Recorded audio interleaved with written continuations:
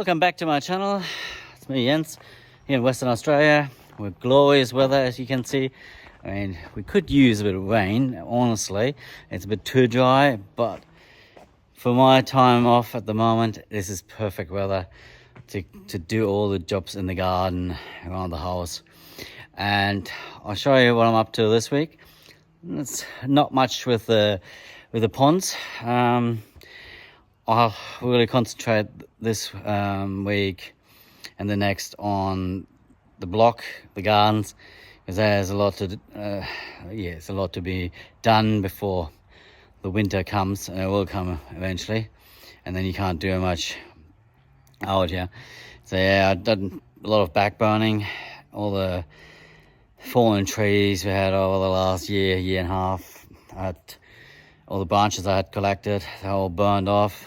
Now, some people don't like it, but it's a bit too much to go to the tip. I would have to get a big truck to go in one go to get it to the tip. With my trailer, I will be probably going 20 times to the tip just to get rid of the stuff that came down in that 1 year. So it has to be burned off, and it's good. It's day and a half burn off. You clear even the grass, the dead grass gets burned off a big part on the paddocks, and that makes it much more fireproof for the next year. And as long as we do it this time of the year, it was nice and moist at night time and not too hot in the daytime. Everything has moisture around. There's enough moisture in the air. At night time, the risk of big fires is minimal, and you only can do it in certain times here. So for us, it started on the 1st of May. I was a bit concerned because it's quite warm during the day and dry. That I actually expected that the shires would stop our burning, but they haven't done it, and I've used this opportunity to get it all done. I have only 2 piles left, but they're small ones. I'll leave them for next autumn or maybe springtime. We'll see. But they're small, and I have still another 2 trees that came down during the summer I'll have to clear. Okay, let me turn you on and show you what I'm up to and what my sort of medium project is for this coming week. Okay, you can see what I'm up to. In my shed, I'm painting these picket fence letters. There's a long sort of a story behind these ones. But yeah, I finally get around after, and you will not believe it, 13 years, to give my wife her little picket fence. So these are all old hardwood, Jarrah hardwood picket fence. We got it from a salvage yard 13 years ago when we moved to Bridgetown here. I saw them in the salvage yard, and it was a good price, just under $1 a piece. I think we got 200 or 250 pieces, but I had to all clean them up of all the flaky paint and get all the screws out. There's still screws in here. I had to all get out. That took me a while. I did that a few years ago before we came to this block. And then I never got around to actually give my wife the picket fence. I was too, let's say, scared or hesitant to paint all these. I do not like figure-inch painting. Okay, this is the second lot I put up here. That's getting undercoated and sealed as soon as I finish this recording. Here you can see the first lot finished with the undercoat and sealer. When they're all done, then the top coat comes on. And because it's had already an old paint on it, I'll stuck with oil-based paints. I hope that was a good choice. So otherwise, I'll show you what I've done. I've not done anything much to the ponds. They're doing fine. The koi couldn't be happier about the water clarity, and It's clear. The coys are all happy. So, but I have to wind down the feed. This morning I saw they didn't like the second feed, I think. And they have eaten it, but they were quite hesitant. And temperatures are down now. I think it's in this one here. Let's have a look in the main pond. Let's have a look if I get it on. It's let's see if we get it on. That one zoom in. Strange. Okay, it's 13.5 degrees in the main pond.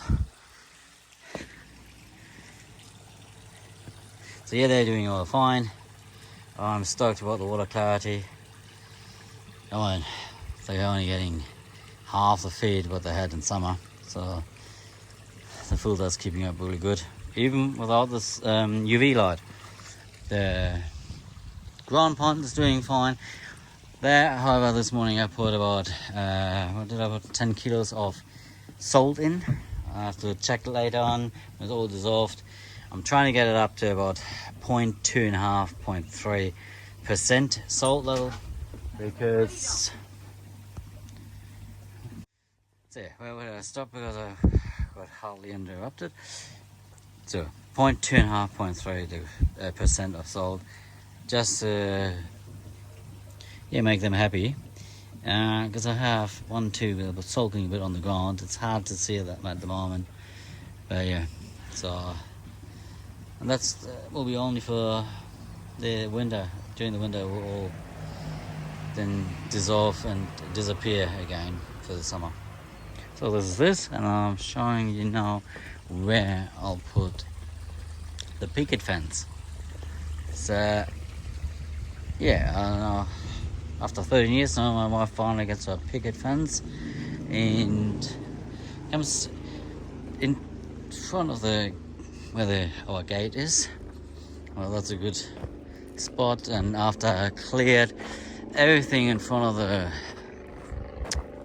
fence and behind, because it was all full of blackberries and dead bushes and some old trees that died off over the years. As you can see all the stumps here, they all died off. So whatever reason it was, could be the walnut that poisoned it or something else. But yeah, this is where the picket fence will come on, 5.5 meters. And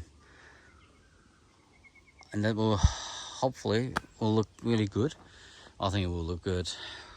And we have to just keep that front part clear, and maybe a few nice plants there, plant something nice here. And if we have enough of the picket fence left, I might even do this part here, but that maybe next year, not this year. So I'm concentrating this year or this week on in this part. Good, that's from me here for the moment. I'll come back to you when this finish, and let's see. Over and out, and see you in a bit. Hi everyone, I'm back. As you can see, I've been busy in the last couple of days with painting and today I started putting the fence up. But yeah, basically a few days I was doing all this painting, the posts, the horizontal posts, and I'll show you what I've done is instead of putting the post in the ground, as you can see there, I put a concrete base in, all four. And the simple reason why I did that is I don't want to change these posts out in the next couple of years. First, the timber we get now is still, I would say, pretty green or unseasoned. When you drill into it, it is very, very moist. When you cut it, you can feel the moisture.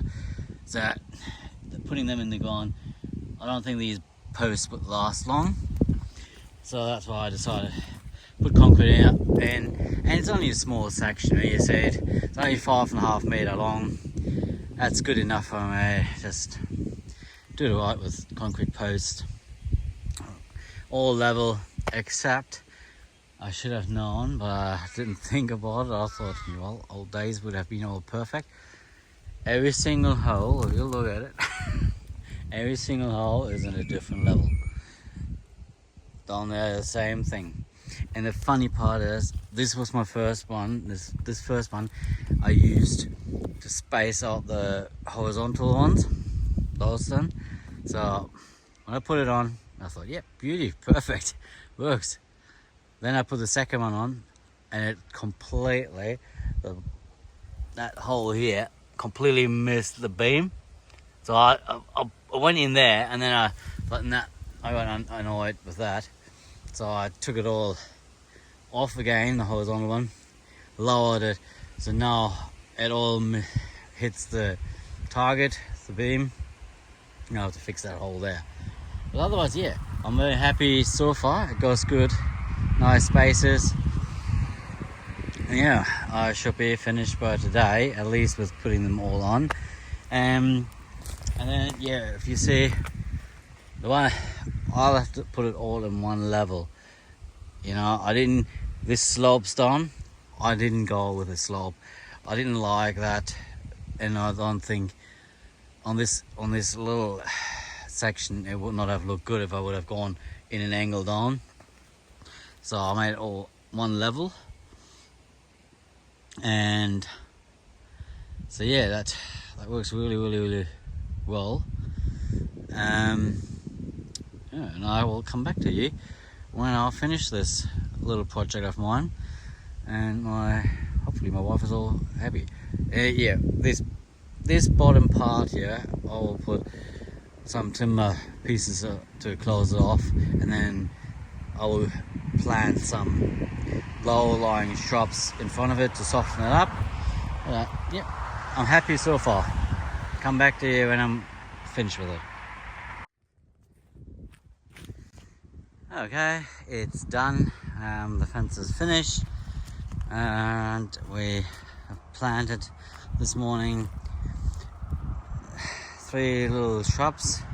See over there, there. The little, that's what they advertise on the ticket. The little grevillea shrubs. They have beautiful, long. How can I show? So here, these like flowers on them. Here, on this one will be very small ones, but those ones are supposed to be quite big flowers. So about, hang on, maybe that long. And yeah, they only grow a meter half in height, and they're going more in the width. So the goal is that when they settle on, they will soften this low spot up. I put these boards down so that first close it off and make it safe or keep him in so he doesn't crawl underneath should he ever. Well, he has done it before. Our Shadow, the young puppy husky, he's gone through the electric fence to follow me while I went for a jog. So yeah, I'm very happy with the outcome. It was a little bit of a pain. We didn't realise that these holes on the picket fences will be all different. So yeah, and then those plants here, you see here, I planted them in this area. I got them all on this corner here. They're called Easter lilies, and they have beautiful flowers in springtime. I'll find if I can find a picture of them. In springtime they just shoot all with these stalks of flowers, beautiful pinky flowers, and in winter they're just, you have this green growth on them, and then as soon the winter is finished, just before Easter, that all dies down and it looks like just a mess, and then the flower stalks appear. So yeah, this is my little project of the picket fence. Very happy, worked out well. So stay safe, and enjoy your hobby. See you next time. Bye for now.